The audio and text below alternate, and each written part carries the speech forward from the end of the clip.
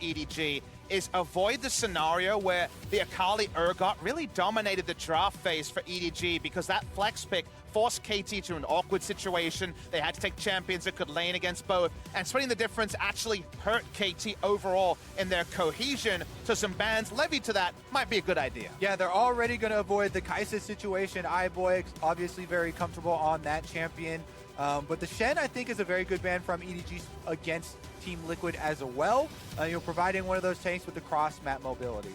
Also going to take out the Tom Kench, getting rid of some more of that map-wide mobility. Aatrox also banned out by EDG, while Team Liquid says, you know what, that Akali, we're not dealing with that. One of those pick your poison situations because Alistar is open through all of this. If they do choose to ban the Urgot looks like the clear-cut ban because of how strong Ray's performance was in the previous game. He finally looked to be flexing his muscles, but we see another contender for the bans as the Aurelia has to be taken out. And it looks like that's just Team Liquid saying, all right, you can have Urgot if you want him, but we'll take Alistar if you don't.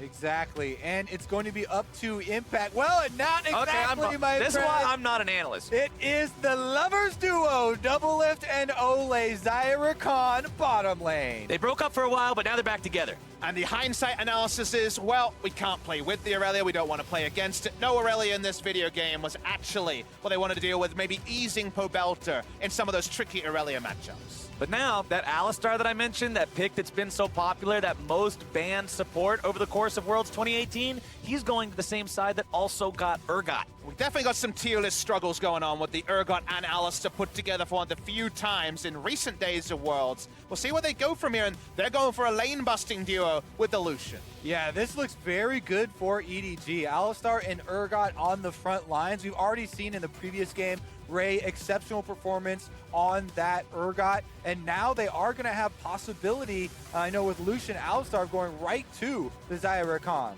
Lucian Alistar, such a scary lane to go up against. The aggro potential between those two is just huge as Team Liquid jokes around a little bit, hovers around the Teemo, but instead they'll lock in the Syndra as their final pick of the first round of the draft here. Yeah, that seems to be what the protection ban of Aurelia was for, trying to set Pobelter up with the Syndra. However, there are going to be some more options they need to take off the table. Things like LeBlanc, maybe even you feel like you need to get the Echo or something out of there facing Scout, because Scout is definitely a guy that will look to play an assassin, try and kill that Syndra in the laning phase even. And if you're Pobelter, I think you focus on the combative champions rather than, say, the tanky champions that can lane through a Syndra. I think you definitely deprioritize something like a Galio ban and just deal with these kind of potential kill matchups like the LeBlanc. And they've already obliged. LeBlanc is gone. We knew already the Aurelia and Akali have been dealt with. We'll see where the final ban goes if there's another pick that Pobelter just isn't sure that he can get through. Well, Edward Gaming don't want to deal with Ornn in the top lane there from Impact. They're saying Urgot can smash tanks around pretty easily, but Ornn's one of those tanks that just has such a massive impact in the game, we'd rather not deal with it,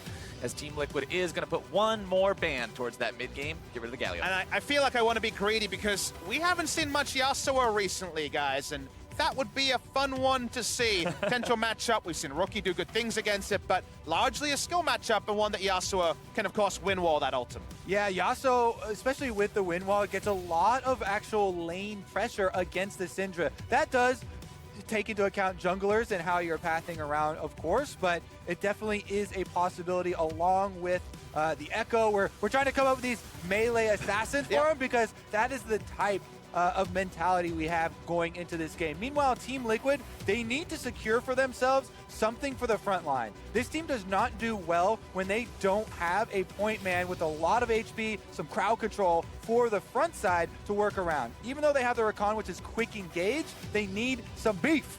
May I present to you Sion, the biggest meatball in League of Legends. He even gets more beef with all the buffs recently, so. And with his W passive text literally just reads bigger meatball. Let's just hope his drifting is on point, because Impact, of course, had some struggles with that earlier in the tournament. Not necessarily a true engaged champion, but he's got a Rakan potential for Syndra, so not going to be necessarily shouldering everything. Let's see how EDG rounds out the draft. Need a jungler in this second round. Along with the jungler, they also need that other solo laner, and it will be the Lissandra. And of course, I do have to point out, you could still see swaps between the solo lanes. Urgot can go mid, Lissandra can go top.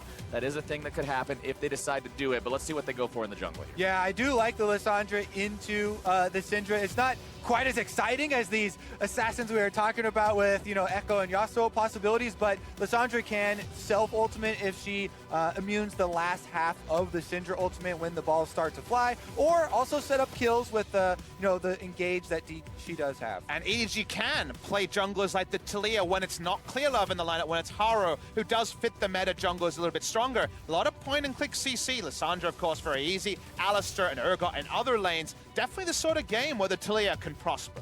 Haro has been such an important addition to Edward Gaming for me. This guy just completely jump-started their early game, and he can definitely look to do it here. Talia does need some more levels in her threaded volley, the Q nowadays, to have the same output, but you do have possibilities of crowd control if you can set it up with something like, say, Alistar or Lissandra.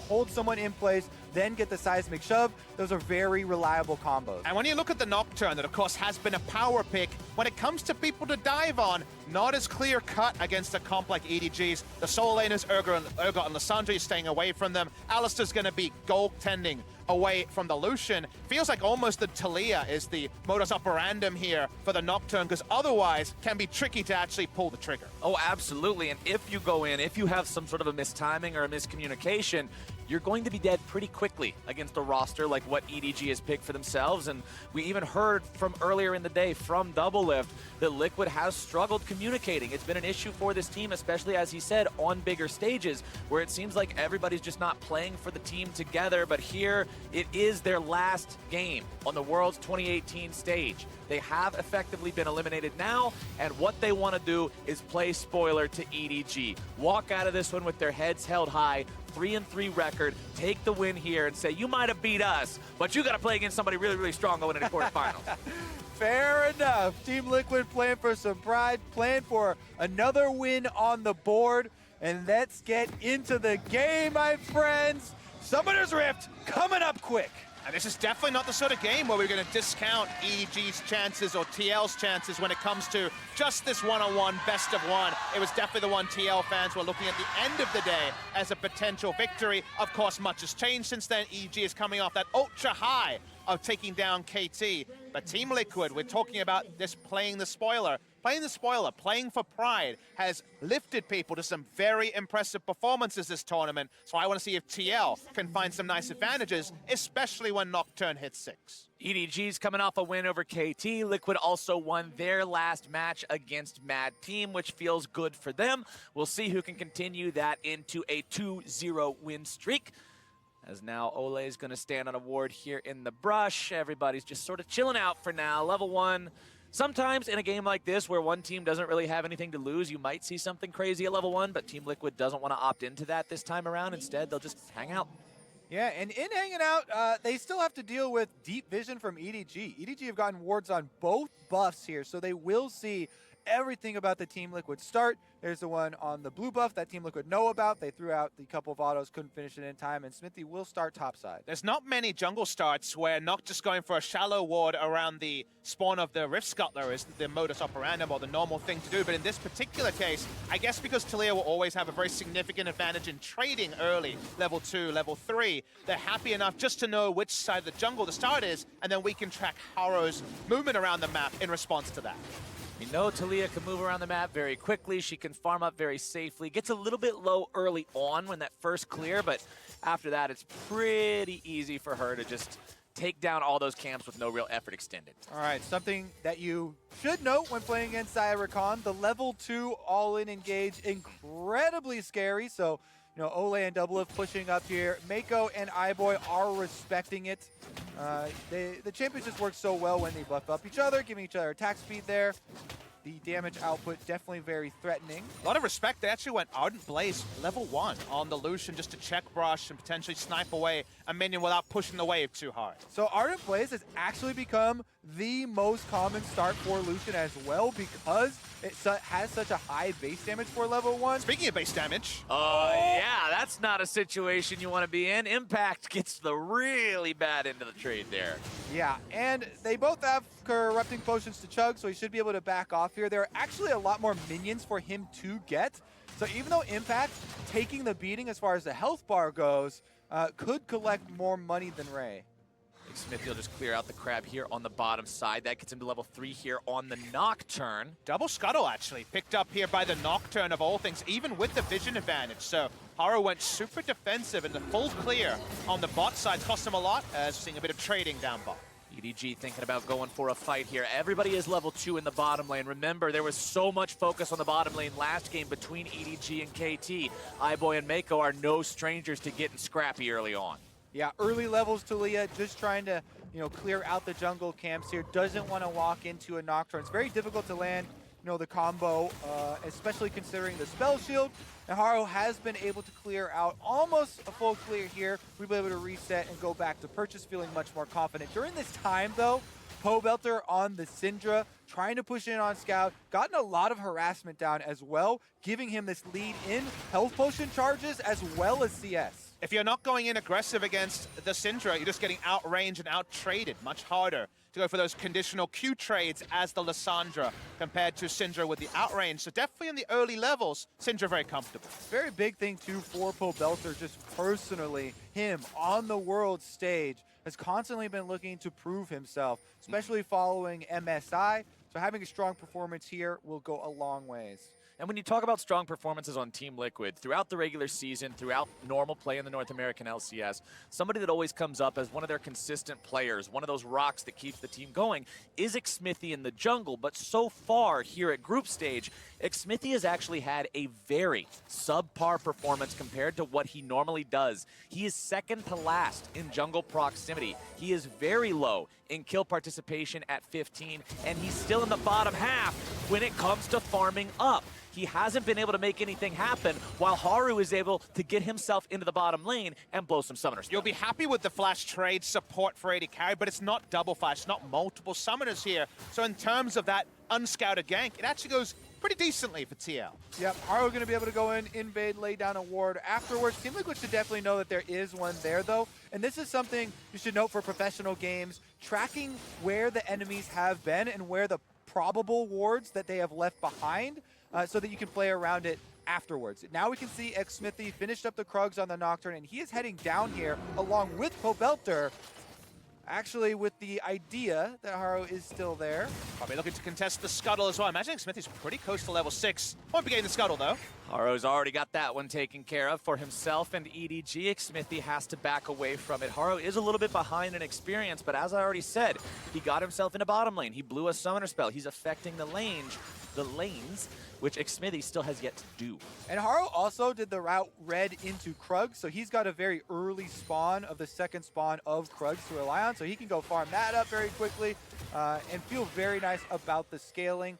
Let's see, though, on a ward currently, Xmithie, they will know that he's still not level 6, so the bottom lane doesn't have to be too scared. They're just getting huge, massive value out of this ward they placed down. It was expected, definitely communicated there was a ward somewhere, but with the control ward not spotting it over the wall, does end up with Xmithie finishing this camp, not quite 6 even after the double Scuttle start. We'll continue, and we'll have that paranoia very soon. And Nocturne is one of those champions that once you hit level 6, whenever the ultimate is off of cooldown, we want to see you looking for a play. It's such a powerful tool. It needs to be utilized early and often in order to truly succeed.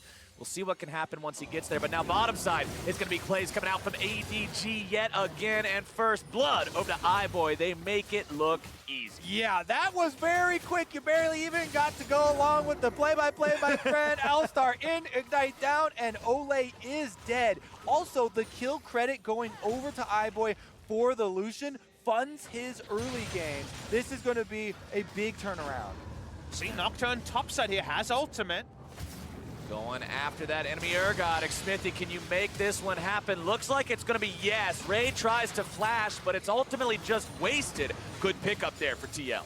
And the war between the old teammates here, Impact and Ray. First blood in that little skirmish goes over to Impact as Smithy's able to turn the tides.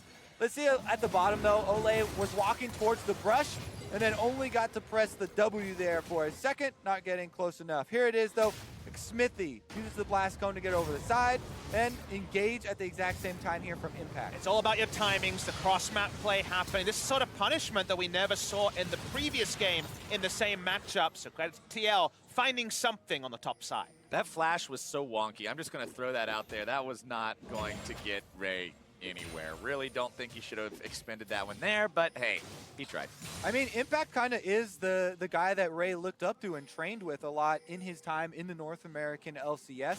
And definitely a lot of respect between those two guys, the sword and the shield. Yeah. In this one, the shield decided to call a Nocturne. Yeah. And that's how you beat the sword. I didn't know there was a phone a friend option. There absolutely is. The shield phones his friend the wristband, and they take down the sword together. I wondered where you were going with that. I was trying to think of something else that you would use in a fight that goes on your arm, and I thought of like a bracer or a guard or something else. All right, bracer's better than wristband. Wristband sounds like something you wear to get into a concert. All right, blue buff going to be taken low here. EDG trying to steal this one away. Helping Haro out on that. Smite secured by Xmithy, though. This man is known in North American LCS for his accurate smites, and that one's going to pay off. Yep, Team Liquid do retain the gold advantage. Even after the first blood bonus did go over to iBoy in the bottom. It gave him most of his way towards the Blade of the Ruined King, but not quite there yet. Level 6s have started to come in. Ole, though, a little bit behind, of course, because he did go down. So Team Liquid don't have the option of the all-in. You can see it, Smithy, though, on Nocturne's waiting for Ole to ding 6. So maybe just another minion, and they will go for the play. Paranoia a couple of seconds away on the bot side. Well, we see Ole, who kept the summoners, remember. Smithy's just about ready. There we go. Here comes Team Liquid's 3 versus 2 play. They're still able to get their AD carry away on the side of EDG, and now the counterattack's coming in. Haro makes his way down here just to make sure the bottom lane is protected. Pobelter wanting to come around from the side, see if there's any follow-up, but EDG are going to back themselves away until the teleport is called in. It's going to be a 5-man bloodbath. Ray finds himself isolated right now. The Scion charges forward, but it's going to be Scout with the flash into the multiple person CC. Damage coming down onto the health bars of Team Liquid, but Scout's the first one to fall. Impact going to be taken below half, but now Mako has to retreat. A 2-man stun from Scout of the Week. iBoy tries to escape. The decimating smash isn't able to find him, but Ray will be the sacrificial lamb. Xmithy grabs that kill as Team Liquid manages to find the fight. And they just crumble there. Scout with a big mistake on Lissandra. He went in and got the God initiation in the middle of Team Liquid, but he chose to offensively use his Lissandra ultimate. As soon as Pobelter sees that, he lets her rip with the Syndra ultimate, and they get the kill. He puts his faith in the aftershock proc with the armor and MR being enough to keep him alive, but it wasn't. Very extended Ace of Predator replay coming through in this one. I want you guys to watch also on Pobelter after the TP. Big scout of the week. From the start, though, the moment you saw iBoy open up with the Lucian ult, there was a bit of a crushing feeling from a TL perspective, but this one ends up coming up big for the North American first seed. Yeah, EDG hungry to turn this one around. They love those big fights down bottom. Pobelter did push off Ray, and then Impact going for Ray also I thought was a mistake because Scout got this big initiation, but then he ults double lift because he saw double lift use his ult, but there's no team around Scout to follow up on that, and without his defensive ultimate, which by the way would have damaged the entire Team Liquid team, that allows Team Liquid, they turn it around, they clean up some kills, and they increase the gold lead. And a shout out to Impact, who I think played his role on Scion very, very well. The first choice was to ult Ray out of the fight, and then was in the CC chain after Aftershock fell off of Scout in order to take down the Lissandra. So well played there, and the first meaningful movement in the gold lead goes the way of TL. Very strong defense there from Team Liquid. They stay together, and they actually have this cohesive team fight, focusing down Scout and pushing it backwards. Now, with the turret down as well, they're well positioned to try and snowball this early game. And I mentioned last game that despite the fact that in regular LPL play and in the play-ins, EDG was this early game team. So far in groups, they haven't really been that. This game, they're falling behind early as well. Team Liquid's going to secure themselves the Drake, and honestly, Team Liquid and Drake's has been a bit of a meme so far in groups. With all that power, Captain Files, TL is actually looking to contest this Ripto. They're not giving up a free lane swap to the side of EDG. Team Liquid definitely should have an offensive mind right now with the gold lead that they have. Trying to set it up here. They run EDG off of the Rift Herald and continue to start it up themselves. With Ray in the bottom lane, they see him on minions. They should know 100% they have full autonomy on the top side. Easy take here for Team Liquid. They'll secure the Shelly for themselves right after grabbing that Infernal Drake first and foremost. Neutral objectives going their way. Continues to bode well. And if I'm an NA fan, I'm so happy to see TL understand their strong, understand where their bread is buttered and say, actually, no, there's nothing free for you. We win in every 5v5 at this point in the game after our nice trades in the bot side. They don't give up any free objectives, and they only continue to increase their lead. During that time, Ray was able to push the minion wave into the turret. A few minions denied, but Impact is able to arrive afterwards. And they've swapped Double Lift and Ole up to the top side here to try and continue on that pressure. Lanes have gone topsy-turvy as those bottom lanes will set up shop there on the top side of the map. You can see farm pretty close between the top laners and the junglers. Mid lanes leading into about a 20 advantage towards the side of Pobelter over Scout on that Syndra, while bottom lane's pretty close as well. Mako taken very low, doesn't have to pop the ultimate or anything, but he'll definitely have to think about it next time he walks that close. Yeah, and he'll continue to stay chunked out here. He does not have sustain up there, so that is going to be a very weak hold for EDG. Looks like Team Liquid, though, they are recalling the top side of the map and instead moving in for deeper vision around the red buff that's about to spawn. Impact has placed a control ward, and that might be what they're setting up for. Deep vision is definitely what you want when you can combine it with the Rift Herald and also Nocturne's ability to pick up a pick. For now, nice triangle of control wards from EDG on their blue side means that no deep vision will actually stick there. Nocturne just clearing, I imagine, pretty close to level 11 coming up soon for Xmithy, who's much farther ahead on experience than some of his previous games. Yeah, I criticized Xmithy for falling behind early in terms of golden experience while at the same time having a very low kill participation and jungle proximity.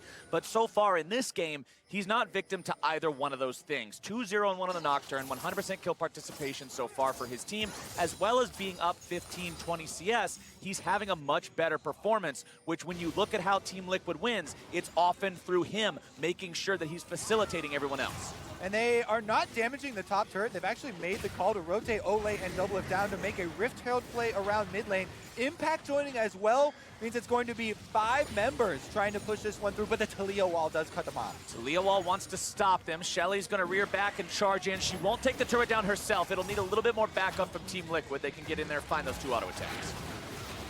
So they do take down the mid turret with their Rift Herald, immediately backing off though. Not trying to overextend here as EDG did reactively collapse. The last easy objective is going to be a tricky one with the wards we mentioned already on the blue side. Ray goes hard. Mid lane. Scout wants to go after Pobelter pretty hard here. Mako flashing forward into the headbutt, pulverized. Pobelter very low, very dead. Scout making sure of that one as EDG pushed 5 men strong into the mid lane. What an answer from EDG, right back down Team Liquid's throats through the mid lane here. After they disperse, EDG are going to answer mid. Double F should be able to get top side though, since Team Liquid did fan out to push both side lanes. So top turret will take some damage. Xmithy is counter jungling the Krugs on bottom side as well. And in the end, Team Liquid still will overall come out ahead in gold. An even style trade in this scenario is something you'll take as EDG, and getting the mid lane turret down as their only turret does mean there's that chance for a Baron play, that chance for deep vision. For a playmaking, you want the mid lane turret down, and that's at least a small consolation for EDG. Also for playmaking, EDG want a target. Pobelter on the Syndra now is the best target possible. He has no summoner spells left after this play. Here's the replay though. Use the cleanse, use the flash over here, but EDG had too many forms of initiation. Yeah. Lissandra as well as Alistar eventually found him, and now he has to be very scared. No summoner spells available. He knows he is prime target for EDG. Life sucks in a long lane, and Syndra for sure. Longest lane possible in mid with these the outer turrets are already down for a 16-minute game, so this kind of has to meander, and he wants to be playing a tempo game with his jungler, pushing up and trying to influence the map and make EDG accountable after the good early game from TL. Doesn't feel like the 2,700 gold lead or so right now, especially in Pobelta's eyes. Important to look at the fact that the next Drake is also spawning in 45 seconds, and it's also one of those Drakes that everybody finds so important in the Infernal. It is one of the critiques, as I mentioned earlier, about Liquid, that they seem to go really, really hard for Drakes. They have a over 70% Drake control in their games, but it has lost them some of their previous matches already as they have been punished for those takes. But with one Infernal already under their belts, getting a second could be a big bonus. And a lot of those previous unsuccessful Drakes from Team Liquid did come down a lot to execution in the team fights, which they talked about, you know, not having the best communication, and I think plan going into them as well, doing a bit too much on the fly kind of reaction. This game has looked much more coordinated from them. Clearing up the last of the vision here around the aforementioned Infernal Drake. Impact grouping nice and early. The Sandra TP is up. One TP ward spotted is what Ole walks past. They don't clear out the control ward either, but it's just going to be a fast Infernal Drake take for TL. Drake take for Team Liquid, and now they back away. This is what people want to see from Team Liquid, securing the objective, not taking a needless fight afterwards, instead just claiming that small victory, resetting and planning out the next one. Team Liquid learning from some of those mistakes before, maintaining the 3,000 gold lead, having the double scaling bonus of 2 Infernals, and now we'll see them move up towards the northern part of the map, secure some more vision around there. Baron will be live in just over a minute. But all the easy objectives now are largely down from a TL perspective, and finding a way to actually pressure inner turrets, the vision is too shallow to do that. Baron hasn't spawned. A lot of teams already at Worlds 2018 have found themselves in this scenario where it gets a lot less easy or straightforward. The checklist gets a bit more murky when you're in this scenario and want to work out what's the next objective we target. Yeah, it feels a bit tedious, but the next objective that arrives that no one really wants to do is the homework of laying down and increasing your vision through enemy territory. Since all these outer turrets are down, you push in, you get the wards between these jungle corridors to make it more difficult for your opponents to have any sort of gold income to keep up with you. That's the way that you slowly increase your gold until the next neutral comes. And the reason that you kind of put it as one of these ironic objectives or one of these less desirable objectives is it often has to be relayed. One swoop of it is not enough. You have to come back. It's going to be defended and it's going to be attacked. But if you keep in all the balls in the air of this particular juggling act of things like, okay, what cooldowns are up, what flashes are down, there's always that chance to collapse when the wards are either being attacked or defended. It very much is house cleaning, dusting everything off, taking out the trash, going through, washing the windows. It's chores.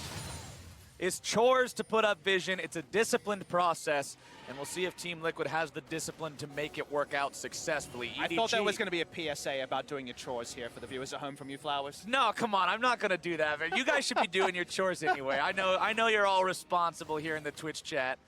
As Ole and the rest of Team Liquid now have themselves positioned around the top side of the map here. EDG doesn't seem too afraid. Scout gets himself away over the wall with the claw. Grand Entrance won't be finding him anytime soon, and EDG will back out of Team Liquid territory, back into that neutral river. Good defensive vision around here, and here's the catch.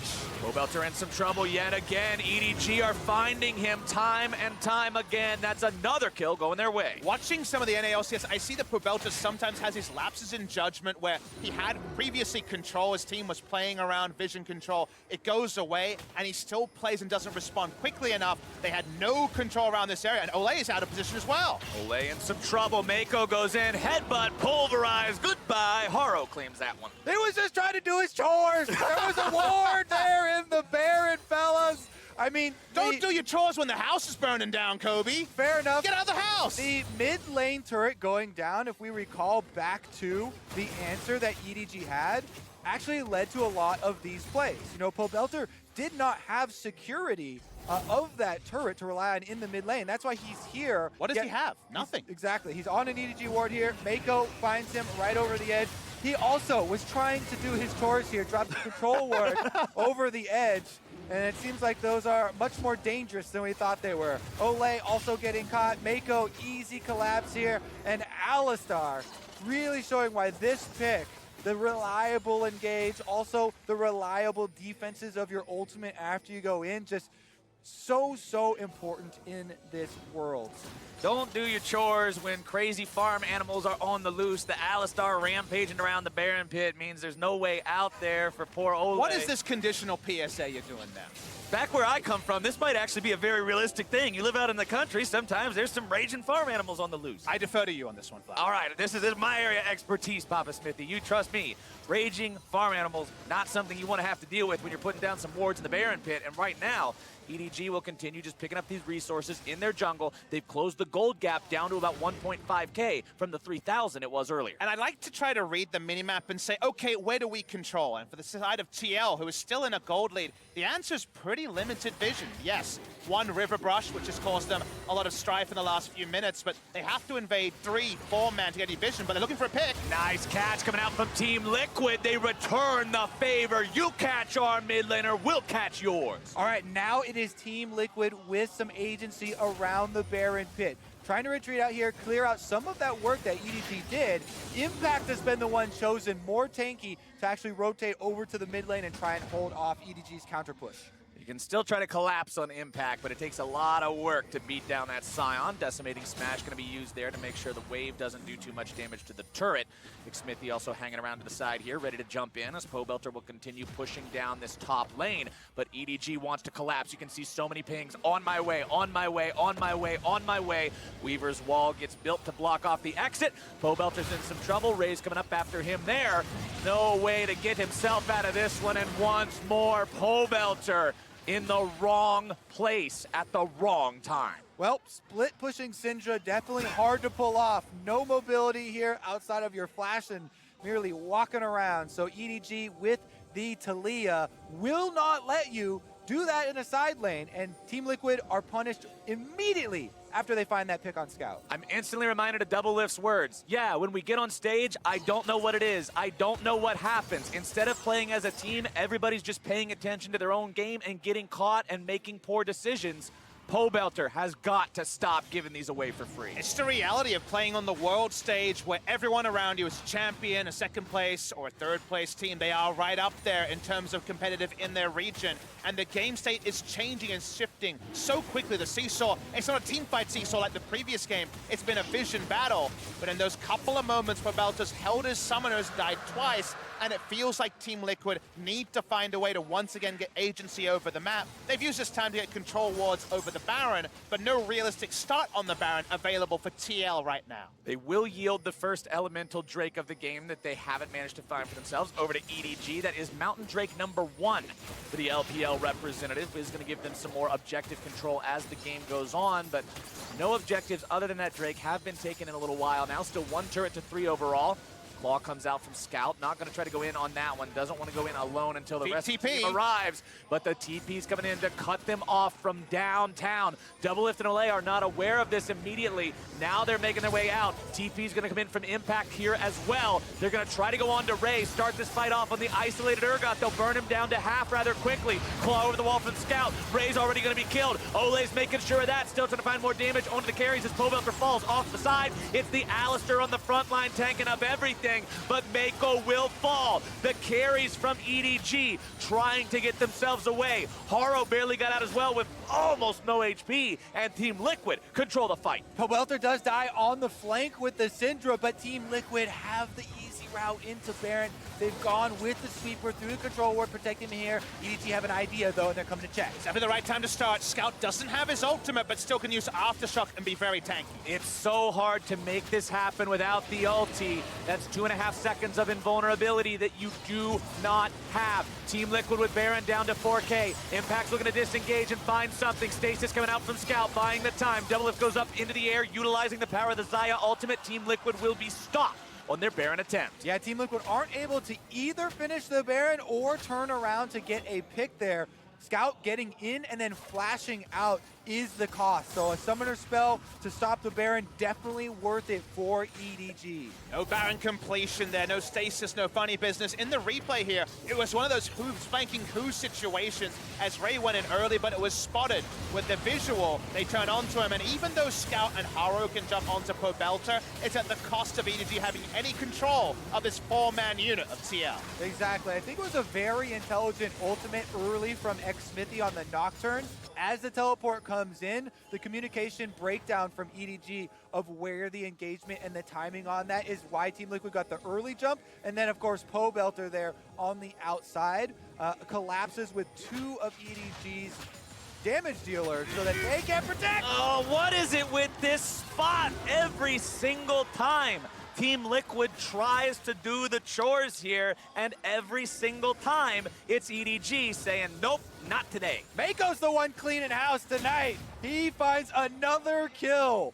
7 kills / assists for him. That is 100% kill participation on the Alistar, and he is taking names. Let's go back to Champion Select, gentlemen. It was EDG that got first pick onto the Urgot. It was Team Liquid that had the opportunity to take Alistar for themselves. They did not. And then when we saw the Alistar go over to EDG along with that top-tier top laner, we said, wow, looks like there's some serious power picks over here, and we're seeing that play out right now. Still a real chance that the Rakan has a match-winning engage, but all the little nerfs to the durabilities will hold that point. Speaking of engages, Smithy going in, looking to find the CC down onto that Lucian. iBoy with a flash out to keep himself alive, means Team Liquid won't go any further with that one. All right, so we back away from here. We take note of the fact that Doublelift has hit 3 items on the Xayah, so has got a lot of threat on his side. See how the next team fight opens up, though. Once again, a vision world, but here's Ray. Righteous Glory, trying to find his initiation, goes into the disdain, won't find anyone on the toss back. Team Liquid get themselves out on that one.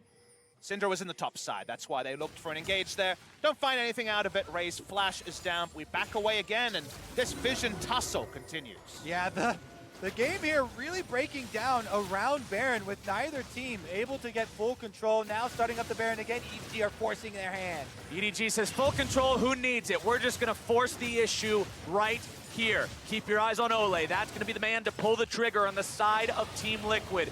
If they decide to go in, it'll be off of that engage. TP gonna come in now from the side of EDG. Scout wants to make his way in here. Decimating Smash gonna knock 2 up into the air. Stasis gonna be used there. Ole already popped the quickness. Looking to make that engage happen. Ray's gonna be taken very low. Doublelift grabbing the kill onto him. Keeping himself kiting backwards now. Mako the target of the fire. As Scout's not able to find anything. Drops the Stasis. Will not matter. Team Liquid's gonna find 3. The remaining 2 head for the hills. And Team Liquid head for Baron. Critical mistake there from EDG, and Team Liquid with a huge punish. They've got 3 members off the board, and that is gonna be TL Baron. Doublelift free hitting the entire time, no threat onto him. The ultimate irony is the brush that has caused death 3 times is where Doublelift can play around. No vision there, and that means that Doublelift stays safe, and TL get the Baron. Spawn said it earlier in the day. When it comes to 80 carries, think about uptime. Think about how long you get to fire, and Doublelift was all over it in this replay. And this was a risky fight for TL. They had Featherstorm down, other important cooldowns were not available. I love Impact, though. He gets the double stun up, and that's where TL pulled the trigger. Scout uses his first stasis there, invulnerable, and he's going to use the second one, but he doesn't get any damage off. Meanwhile, Doublelift, as you both point to, just melts through the front line and is able to take them front to back. This is a very good omen for Team Liquid. Good lord, man. He does more than the entire enemy team. 4,000 damage. Yeah, everybody else on EDG put together doesn't equal what Doublelift was able to do in that fight. Incredible damage output from him, and it puts Team Liquid in a spot where now they're seriously in control over this game. You've got an entire row of tier 2 turrets standing, and when you've got that and you've got Baron, it's free money every day. And to me, that team fight was a trust fall for TL. That was Doublelift saying, I have the items, we can win this, doesn't matter if Featherstorm is unavailable, Cyan ult is down. I am at an item timing where I trust in my damage, and between the Zeke's Convergence amp and Doublelift, the front line died where they stand. I mean, we gave credit over to the side of EDG and Mako for their Alistar having them 100% kill participation.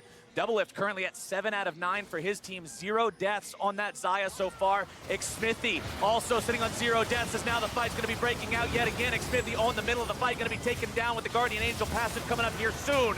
The flash away from Scout, trying to keep himself alive. Ray's going to be soaking the damage for a very long time, but iBoy's going to be shut down by Belter. That's Team Liquid picking up 2. Credit to the front line from Team Liquid as well. Once Impact arrives on the Sion, he is able to zone the entire damage output from EDG, allowing Team Liquid to clean that fight up. And that one is a fight lost where Team Liquid have the Baron buff so they can heavily take their rewards out of EDG's base. EDG EDG has 2 carries and a frontliner that has no ultimate to be that proper front line. Their base is going to crumble under the might of this push from Team Liquid. Xmithie is headed into the top lane to make sure he gets that push going so they can try to make something happen in that last remaining lane with this last remaining minute of Baron. But the Baron power play is already at 7,000 gold. And it's moments like these, the last team fight into taking 2 inhibitors that show the fallback fundamentals that TL have brought, dominating North America. We're gonna watch the replay where it was initially Scout having to self-ult out of emergency, but the Scion ult here was massive for TL. Yeah, Ole went in and made him change his plans completely. Once Impact arrives, they zone him up. Syndra also being able to let loose with the ultimate there, finding the kill onto iBoy super early on, allows them to then turn onto Ray. And once again, it is Ray who gets stunned up. Ray's trying to stop this Team Liquid gameplay, but it's not going to happen yet today. They take him very low as now Ole's going in, able to find the damage and the CC on Haro thanks to Pobelter. It's shutdown credit coming out for the side of EDG onto the enemy jungler, but Liquid still looking to take the fight here for themselves. Scout goes over the wall, looks to find something, won't find anyone so far. Double pops the QSS, Double finds the kill, Double dominating, and Team Liquid is on the victory march. iBoy avoids the scan of the week for now. The orbs go over the wall, the Alistair goes down, Impact goes in, iBoy's on the run. Team Liquid want to be the grasp of the dead and pull EDG down with them. They want to prevent that tiebreaker. They want to exit the world stage and win, and they are gonna do it. They'll take down EDG and bust that Nexus. And Team Liquid get their victory, get their revenge on EDG for the loss earlier. What a victory here. They were caught out many times in this game, but still persevered in the end. Good team fighting around Baron allows them a hold on this game. And Team Liquid have spent the entire year after stacking this roster trying to be the pride of North America. Unable to do it at MSI, barring a good second round robin. Unable to exit the group, but once again, just like the Buffaloes yesterday, heads held high. They've once again thrown this group into a bit of pandemonium as no longer does EDG control their destiny. KT Rolster with a win over Mad Team will be first seed. And with KT's performance so far, you have to admit that that is highly unlikely. Team Liquid have done a service to KT here by making them avoid that tiebreaker and taking down Edward Game. Feels like the ultimate irony. People always pointed to the C9 SKT groups in the past and said that SKT would do the job for the side of C9. Now the telecom team is flipped, and suddenly a big service by TL for KT. North America pays its debts. Team Liquid